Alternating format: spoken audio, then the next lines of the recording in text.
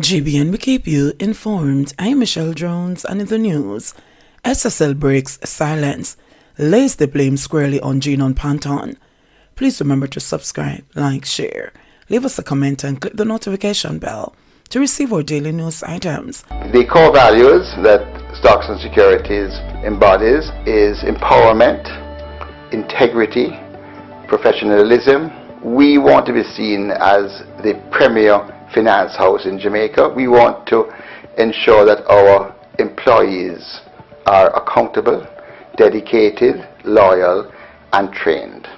The board and management of Stocks and Securities Limited SSL has broken its silence in the multi-billion-dollar fraud matter now engulfing the investment company. In a 7-page statement, the company sought to clear the air in relation to pronouncements concerning actions to wind up its operations and the mixing of client funds with those used for the day-to-day running of the company. As the spotlight remains fixed on SSL and the actions of its principals and employees, the Financial Services Commission FSC obtained an injunction blocking any attempt by the company-appointed trustee to wind up the company. The injunction is to remain in effect until Friday, February 17, blocking any interference with the ongoing probe, any attempt to deal with funds of clients, or to close the company. But SSL says there were no plans to wind up the operations of the company with the appointment of a trustee.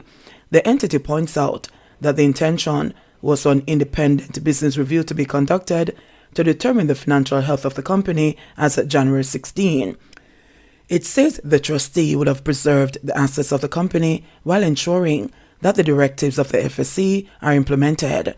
A 2019 FSC report into the operations of SSL found that the company was engaging in the mixing of client funds with money used to cover its daily operations. SSL has denied this claim, stating that proprietary funds and client funds were governed by different departments and system controls to ensure both streams do not mix and safeguard the integrity of the company. With respect to the money held by Welgen Limited, the company associated with world record holder Usain Bolt, SSL says it was not aware that Bolt was connected to the company. On December 20, 2022, our client presented a statement that he said was generated by the former employee and when compared with the portfolio statement was found to be inaccurate. SSL immediately engaged the team to commence investigations into the employee's activities.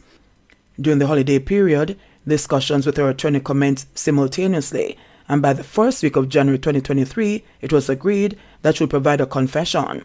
By January 6 and 7, 2023, SSL had obtained a statement from the former employee, provided in the presence of her attorney and sworn before a justice of the peace. Her confession revealed that 39 clients had been defrauded, not including Welgen Limited, and investigations commenced to determine the precise sum that had been stolen. The matter was reported to the board of directors on the first business day after the confession, January 9, 2023. On January 10, 2023, the FSC was notified.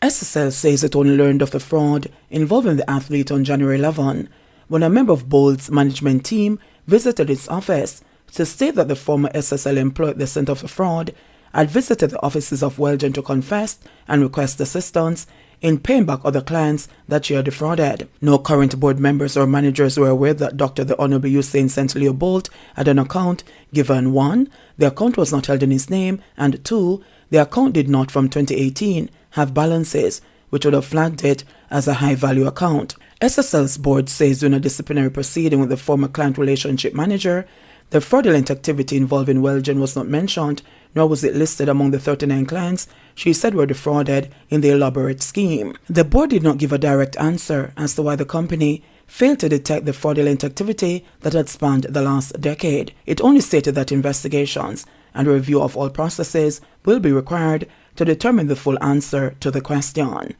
JBN, we keep you informed. Men who are over 40 and don't fail in bed